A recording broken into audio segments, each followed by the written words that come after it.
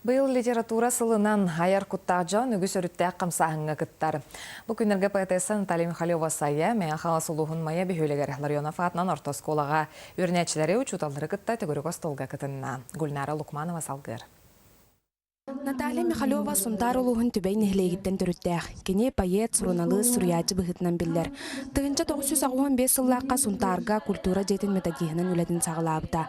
Онтан тығынча 991 сыллақтан сунтар телевидениетін редакторынан үлілән кәлін сақа көрдірер ехетінерер компания жокускай коракы кәлін редакторынан линяңы дылы үләлі қамны сылджар. Кене аяр тыл симәтін жөрелән таба тұттан айымнеларғар угуян әлбәк қоғаннырғар ырға матыптарғар күтуллан жекте алыпта қайдарынан тақсаллар. Усуран сурюга болғымты күйіріқтәқ ден боллады. Мандық сылығын тәрияхын ағар кеге біліләқ кеге сайдылақ кеге сетігіләқ. Оны үтчаққа ағы ден білген бастақы солталақ болуқтақ жен.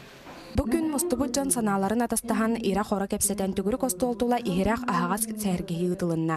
Көрсүхіге оғылар олы сентрейерген білімненен маны ғылжыттарын көппіктер. Бейгес колабытыгар бүгін ғылжытты кәлі Наталья Владимировна Михалева. Кені бейхақ кәлбеттен олығын ден өрәбет, оны істен мақтабын тәрдебет. Сақатыла өрөтін сайда үйіне чачырей тұрдын.